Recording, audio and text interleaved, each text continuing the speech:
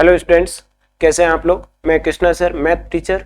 आज मैं आपको थोड़ा स्ट्रेटेजी के बारे में बताऊंगा कि लास्ट 15 डेज में 15 डेज बचे हैं एग्जाम को, बोर्ड एग्जाम को।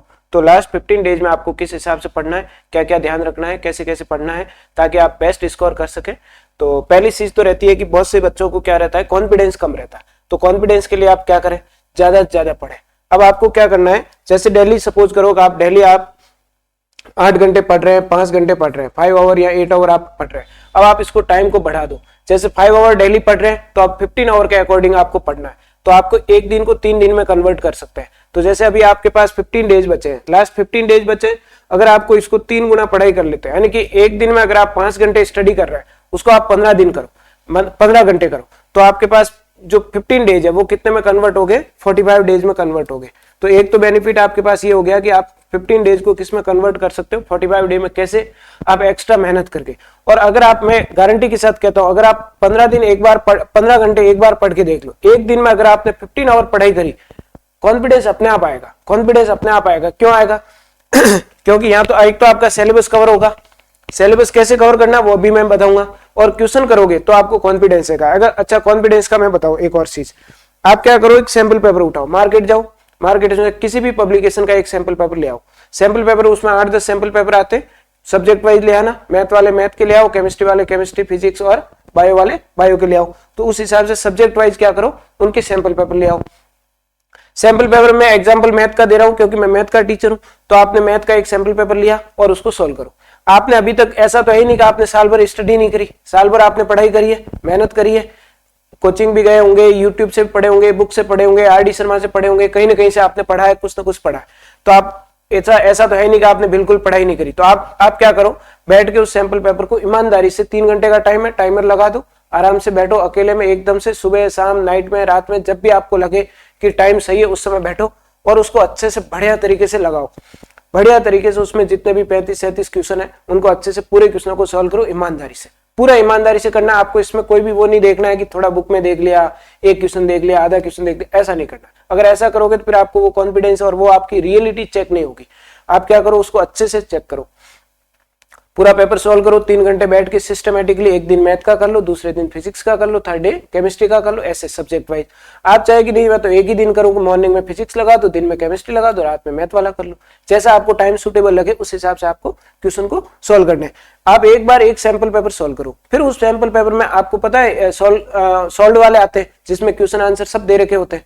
तो आपको पहले सॉल्यूशन नहीं देखना है, ईमानदारी रखनी है इतनी खुद के साथ। पहले आपको सॉल्यूशन नहीं देखना है, फिर बाद में आप सॉल्यूशन देखो और फिर देखो कि अपनी क्या क्या मिस्टेक हुई है, उन कमियों को देखो। सपोज करो कि मैथ के अकॉर्डिंग देखें कि आपको इंटीग्रेशन में कुछ क्वेश्चन में दिक्कत आई, इंटीग्रेशन के ऐसे क्वेश्चन थे 2-3 जो आपको नहीं बने, तो आप उनको क्या करो, उन क्वेश्चनों के अकॉर्डिंग उनका सॉल्यूशन देखो और फिर क्या करो, एनसीईआरटी या आर डी शर्मा में जाओ, उन जैसे क्वेश्चनों को सॉल्व करो। नहीं समझ में आ रहे हैं, यूट्यूब पे जाओ, यूट्यूब पे मैंने करवा रखे, काफी सारे टॉपिक करवा रखे, आगे और कराऊंगा।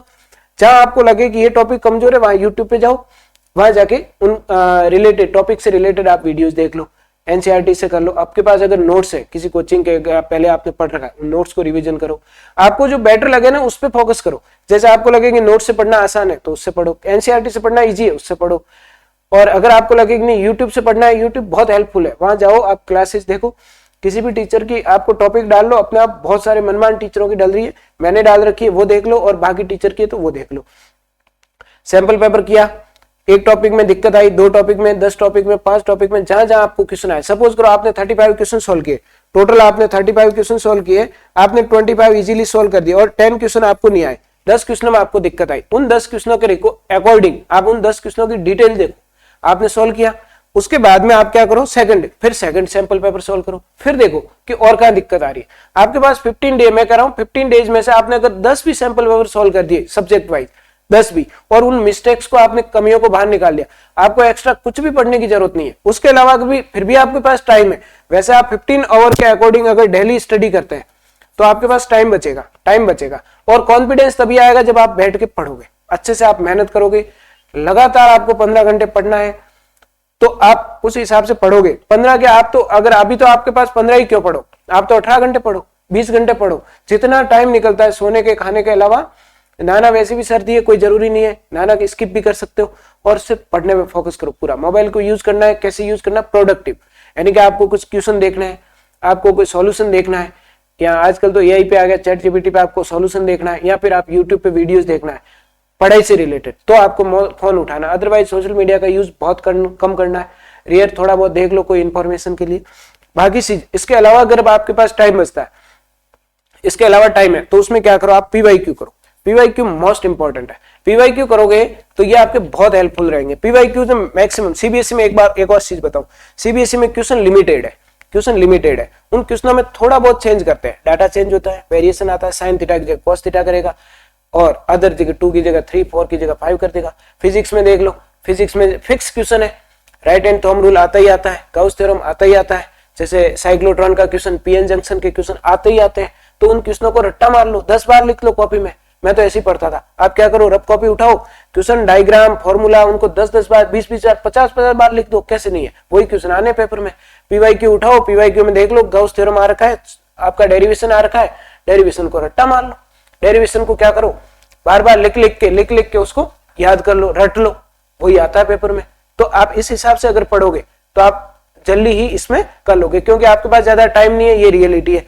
15 दिन है आपके पास, 15 दिन में अगर आप क्या करो, 3 गुना आप पढ़ाई करनी है, यानी कि एक दिन में अभी आप 5 घंटे पढ़ रहे हैं, 8 घंटे पढ़ रहे हैं, उनको 3 गुना करना है, 2 गुना करना है। अगर सपोज करो आप 10 घंटे अभी भी पढ़ रहे हैं, तो उसको डबल कर दो, तो आपके पास कितना हो जाएगा, डेली अगर डबल कर दोगे, 10 घंटे पढ़ रहे हो उसको 20 घंटे करो, 15 घंटे पढ़ो, 14 घंटे पढ़ो, 12 घंटे पढ़ो, 10 घंटे पढ़ो, 5 घंटे पढ़ रहा है वो 10 घंटे कर लो, 8 घंटे कर लो। अगर आप ज्यादा मेहनत करोगे, कॉन्फिडेंस आएगा, आपके पास सैंपल पेपर सॉल्व करने का टाइम भी बचेगा। अगर उस टाइम में आप पेपर सॉल्व करोगे और उसमें से जो कमियां आ रही है उनको आप मिस्टेक्स को अगर आप दूर करोगे, और जो टॉपिक कमजोर है उन टॉपिक पे फोकस करना है। अभी अपने को पूरा नहीं पढ़ना है, अच्छा ये ध्यान रखना, अभी आप पूरा पढ़ने जाओगे तो पॉसिबल नहीं है। आप पूरी बुक को सॉल्व करना है, फिजिक्स की, केमिस्ट्री की या मैथ की पूरी बुक नहीं कर सकते, पॉसिबल ही नहीं है। तो आप क्या करो, सिलेक्टेड पीवाईक्यू सॉल्व करो। आपको लगा है कि एमसीक्यू में दिक्कत है तो एमसीक्यू टाइप वाले क्वेश्चन सॉल्व करो। बड़े जो क्वेश्चन है सैंपल पेपर में, एक और बेनिफिट मैं बताता हूँ, सैंपल पेपर में से आपको आइडिया लगेगा कि पीवाईक्यू कितने क्वेश्चन आ रहे हैं, 2 मार्क्स के, 4 मार्क्स के कैसे आ रहे हैं, पेपर का सेटअप क्या है। तो इससे बहुत बेनिफिट मिलेगा, क्योंकि ये चीजें, एक टाइम मैनेजमेंट सबसे इंपॉर्टेंट चीज है, क्योंकि लास्ट में एग्जाम में बहुत सारे बच्चों के पेपर छूट जाता है, क्योंकि ढंग से सॉल्व नहीं कर पाते। अब वो लिखते ही नहीं है, पूरा लिख ही नहीं पाओगे। अब क्वेश्चन आ रहा है, अगर आप लिख ही नहीं पाए तो क्या बेनिफिट रहा उसका। तो इसलिए आपको क्या करना है, तो 3-4 चीजों पे मैंने बात करी। एक तो आपको क्या करना है, सैंपल पेपर सॉल्व करना है, उसके बहुत सारे बेनिफिट है। एक तो आपकी कमियां दूर होगी। कमियां क्या दूर होगी, जैसे कोई टॉपिक वीक रह गया, बाई चांस आप पढ़ नहीं पाए, तो उस चीज को आप कवर कर लोगे। टाइम मैनेजमेंट सबसे बड़ी बात है कि आप 3 घंटे में पेपर पूरा करना है, ये बहुत इंपॉर्टेंट चीज है। बच्चों के आते हुए क्वेश्चन रह जाते हैं, नहीं लिख पाते, तो आपको ये फायदा मिलेगा। तो अभी 15 दिन है, 15 दिन में 10 कम से कम आपको सैंपल पेपर सॉल्व करने, किसी भी पब्लिकेशन के ले आओ, मार्केट में खूब मिले, वहां से ले आओ। पीवाईक्यू जरूर करना है। पूरा सिलेबस मैं बता रहा हूँ, नहीं पढ़ सकते, फिर भी आपको अगर कॉन्फिडेंस आए, ज्यादा पढ़ रहे, तो उसमें से इंपॉर्टेंट क्वेश्चन क्या करो, एनसीईआरटी से, आरडी शर्मा से सॉल्व करो उनको। प्रीवियस ईयर क्वेश्चन और सैंपल पेपर बहुत ज्यादा इंपॉर्टेंट है, इन 2 चीजों पर आपको पूरा फोकस करना है। इसके साथ में मैंने आपको क्या बता दिया, टाइम मैनेजमेंट, गलतियों को कैसे सुधारना है, कोई क्वेश्चन एमसीक्यू नहीं आ रहा है तो उसको दोबारा देखो, यूट्यूब की हेल्प लेनी है प्रोडक्टिव वे में, बुक्स की हेल्प लेनी है प्रोडक्टिव वे में, ठीक है, और उस हिसाब से आपको पढ़ना है। सोशल मीडिया से दूर रहना है, इन चीजों पे आपको ध्यान रखना है, ठीक है बच्चों। तो आज के लिए इतना ही, आप इस पे गौर करेंगे, बाकी चीजें अपन पढ़ते रहेंगे।